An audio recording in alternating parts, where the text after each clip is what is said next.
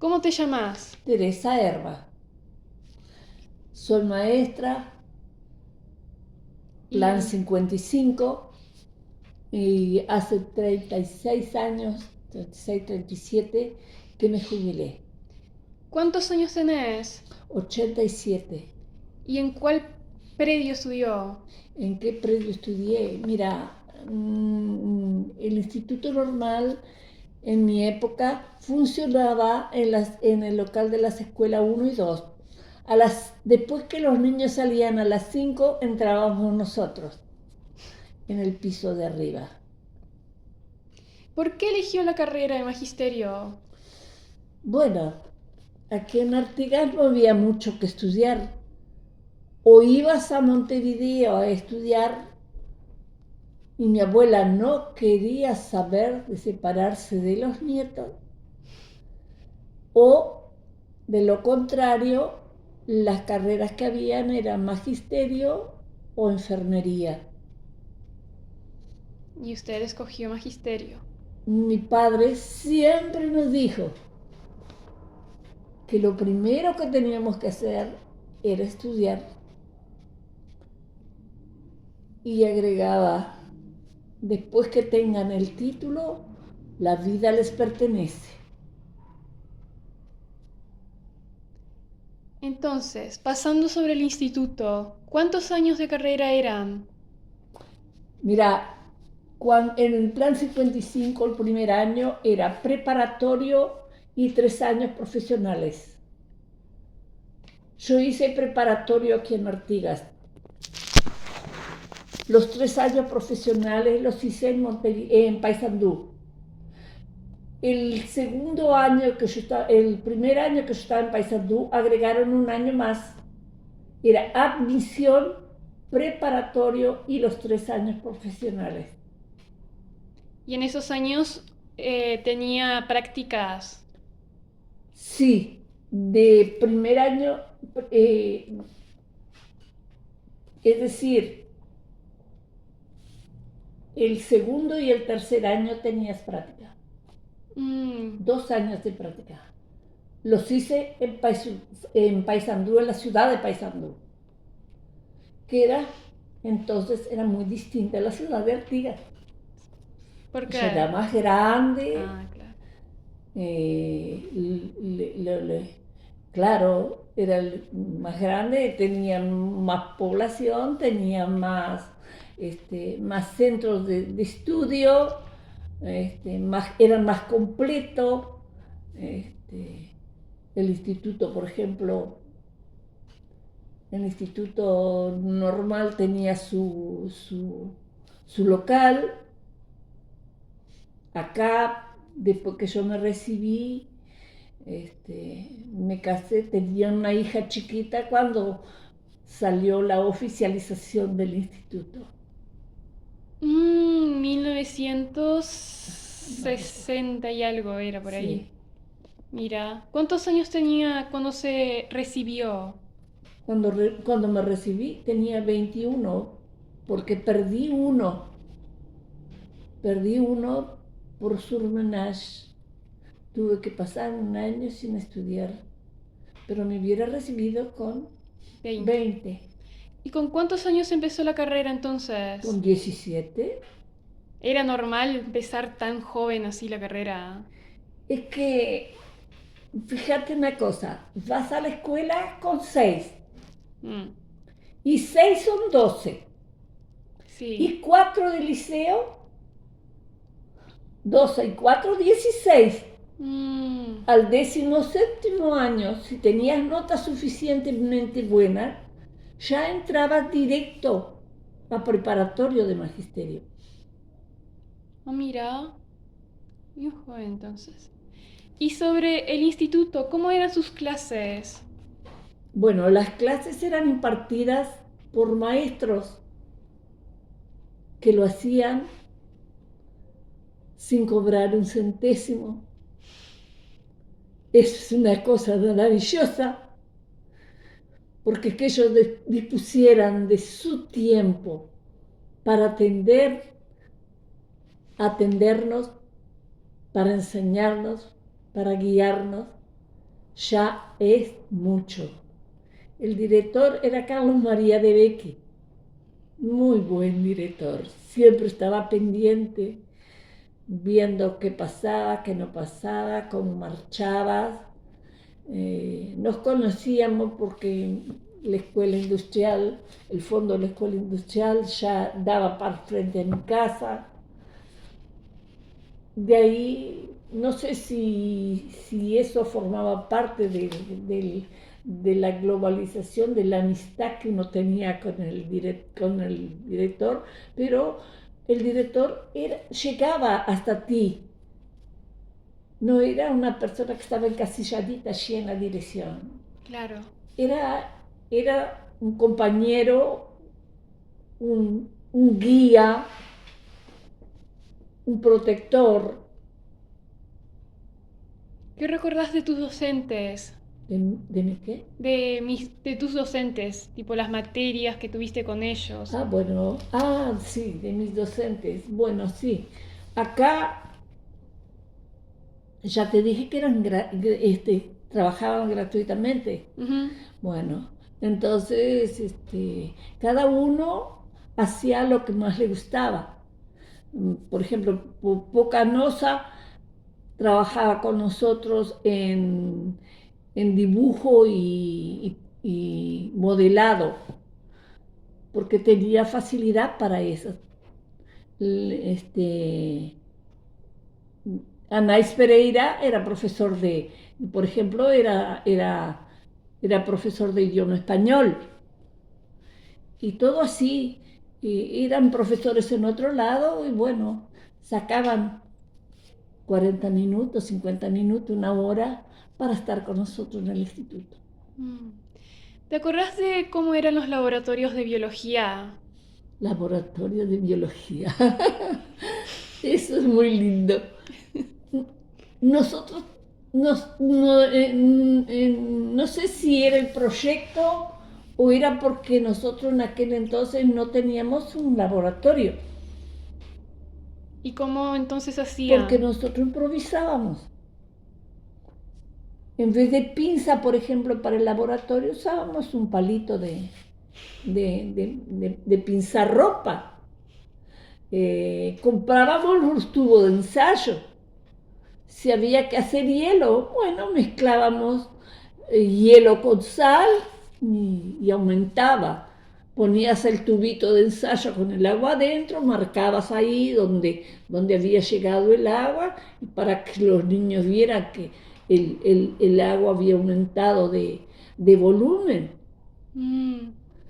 Este, lo mismo más o menos, en efecto, de forma opuesta, hacías el calentamiento del agua. Al calentar, se evaporaba el agua y ¿qué pasaba? Bajaba. Bueno, también con el palito y el tubito de ensayo.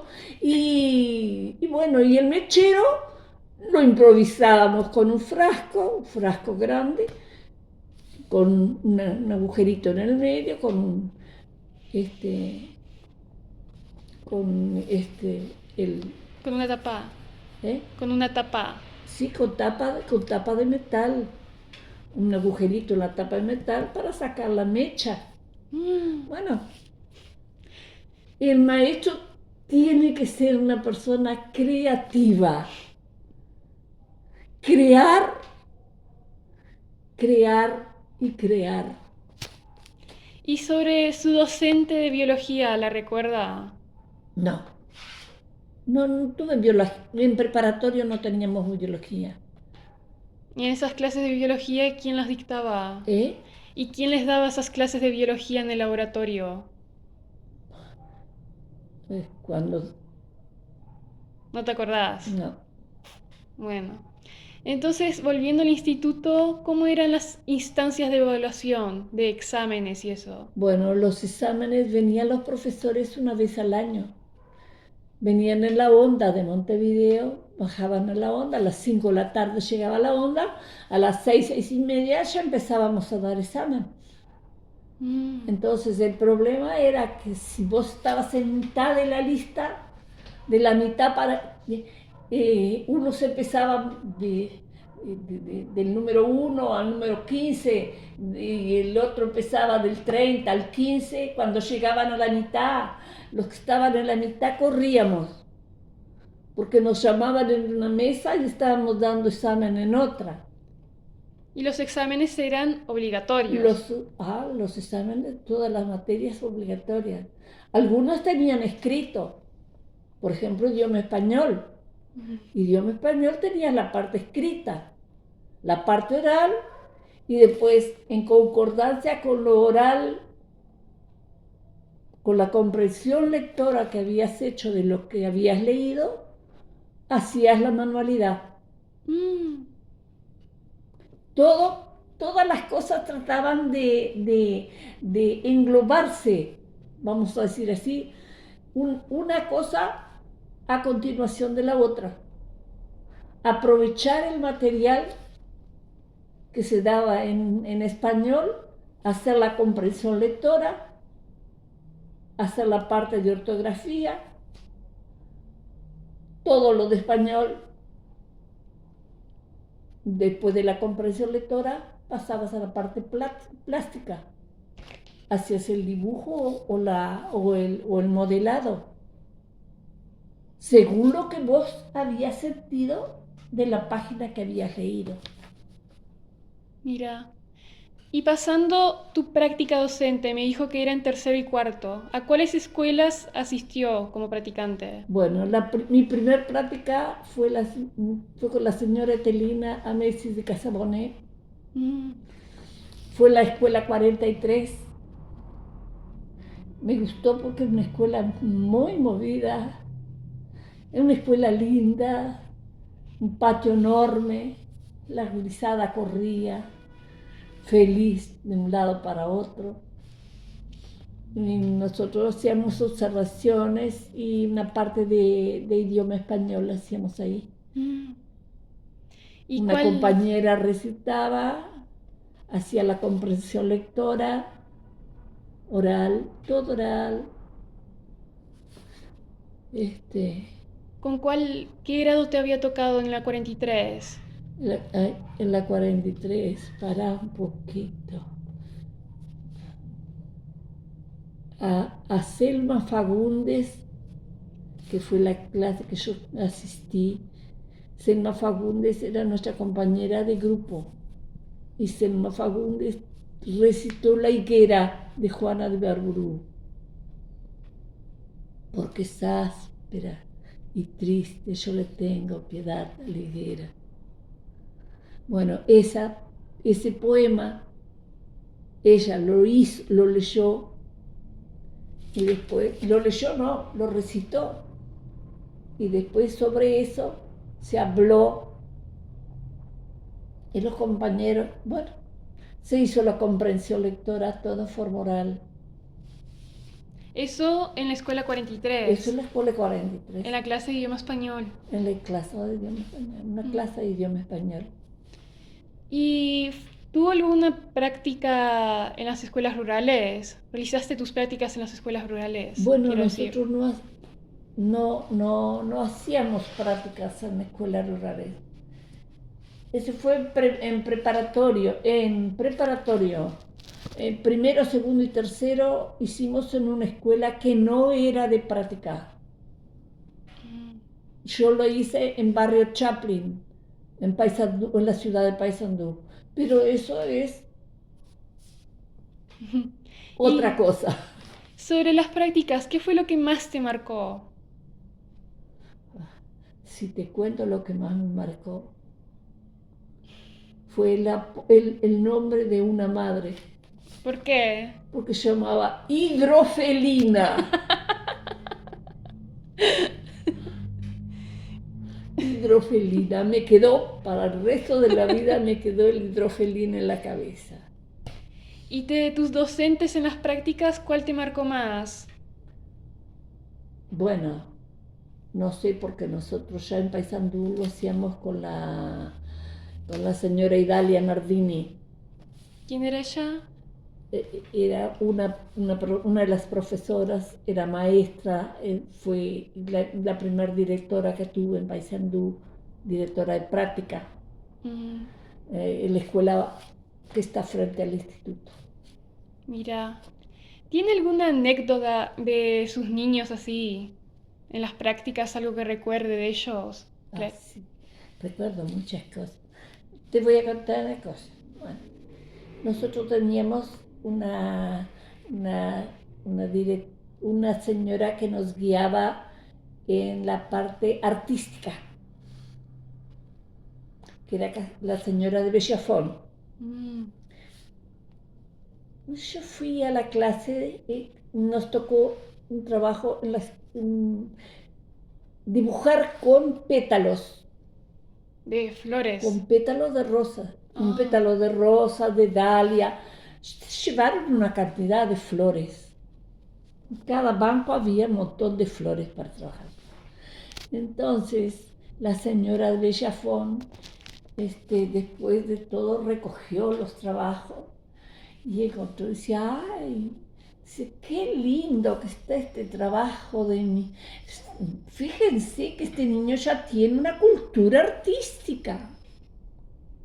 La cultura artística, yo había hecho el trabajo del niño.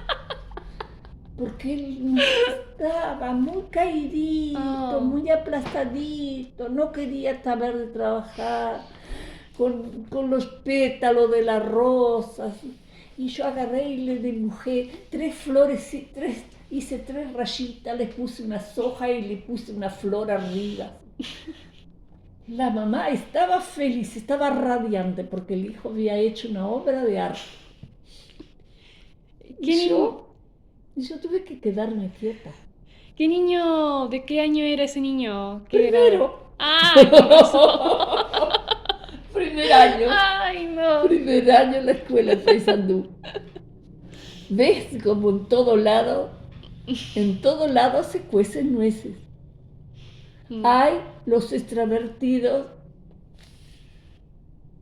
que sobrepasan la capacidad o lo que vos esperás. Y a los que no quieren hacer nada, pero hay alguien siempre que hace por ellos. En tus prácticas, ¿qué metodologías usabas para poder trabajar con ¿Qué ellos? qué? ¿Qué metodologías usabas para trabajar con los niños en tus prácticas? Depende. ¿Cómo si? Sí, claro. Una vez me tuvieron una semana cosiendo porque yo sabía coser a mano.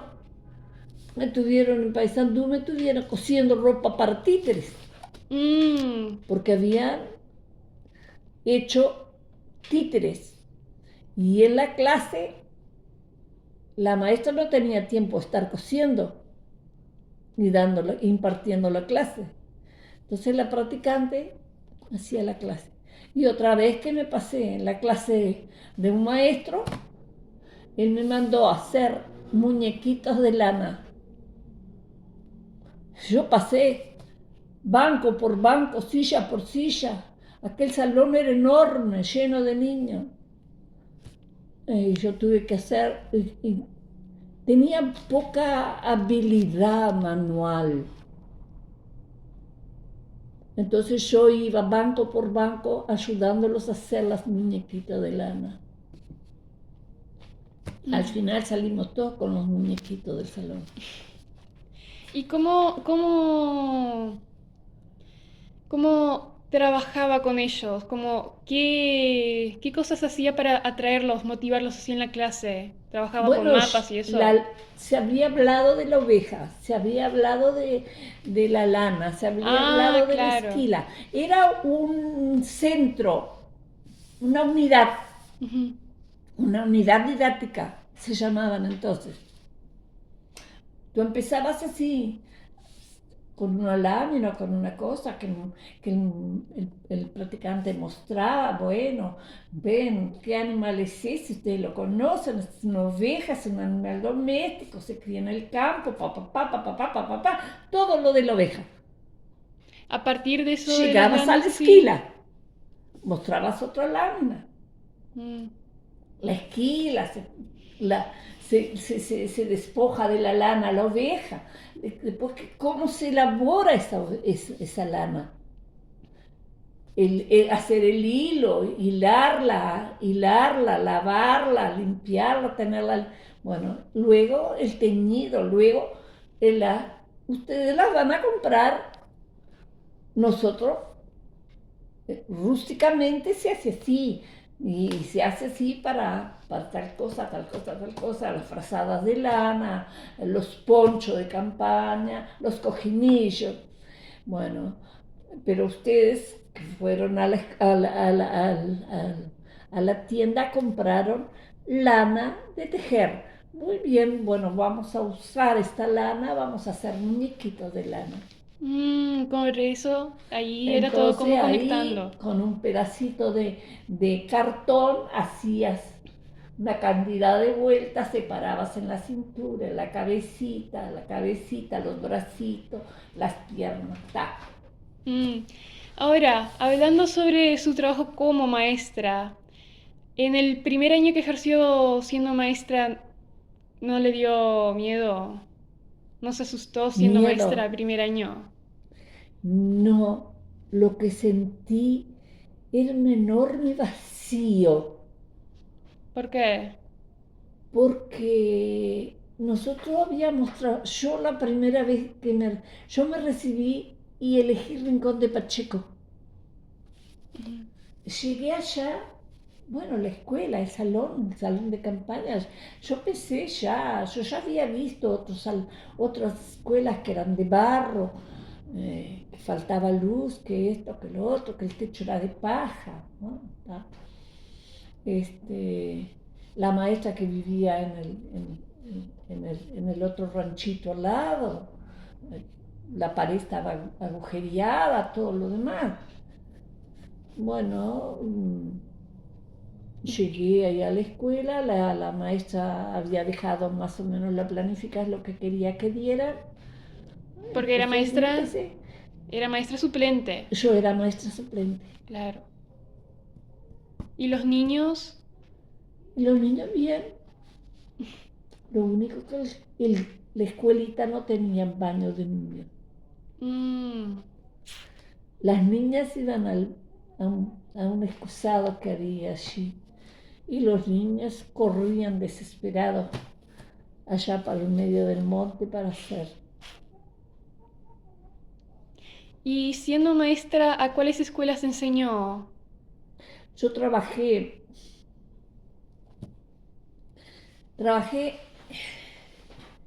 muchos años en la 43, porque yo elegí mi efectividad en Topador. Estuve como 4 o 5 años ahí. Pues estuve un año entero había estado antes de elegir la efectividad. Trabajé en la 1 y la 2. Tuve una clase de la señora Bélgica, Canepa de Debecki, y después en los otros 5 meses tuve una clase de Telina Messi de Casabonet. Mm. Siendo maestra suplente. Suplente. ¿Siempre fue maestra suplente? No, En a Topador veces fue. éramos interinas. Ah, claro. Primero trabajaban, generalmente te daban suplencias, ¿viste? Mm. Después elegías interinato por todo el año. Y cuando concursabas y sacabas efectividad, yo concursé solo una vez. Mm. En esa vez completé 45 puntos. Entre el escrito, los dos escritos y el oral, 23,75 me dieron en el oral. Evolución de la industria del cuero me tocó. De tema para el Muy concurso. larga, demasiado larga, pero yo me arreglé y fui dando. Empecé con la lámina aquella de los charrúas, Bueno, les gustó mucho, parece que les gustó a la mesa la forma que yo había encarado y seguí trabajando y llevé cueros curtidos nomás, así a mano, curtidos en casa y curtidos en la fábrica, en la curtiembre. Entonces, claro, la diferencia, los tipos de cuero que se sacaban de la curtiembre. Además, yo sabía, por ejemplo, qué cosas se ponían para curtir el tanino, o los ácidos, el remojo, el lavado de los cueros cuando se ponen, cuando son recién recibidos. Bueno, todas esas cosas. ¿Qué es lo que más presente tiene de esas escuelas? ¿Qué le marcó más de las escuelas que trabajó? Hay tantas cosas. No hay una cosa sola. En cada escuela, en cada lugar que vas, la escuela es un mundo. La escuela es un mundo y en campaña, por ejemplo, el pueblo gira alrededor del mundo. Porque fíjate que nosotros los viernes nos veníamos. El lunes a primera hora estábamos en la escuela. La gente esperaba que nosotros llegáramos, esperaba el taxi que nosotros llevábamos para venirse a la ciudad. El viernes nos veníamos en el ómnibus, después de la hora de clase. Bueno,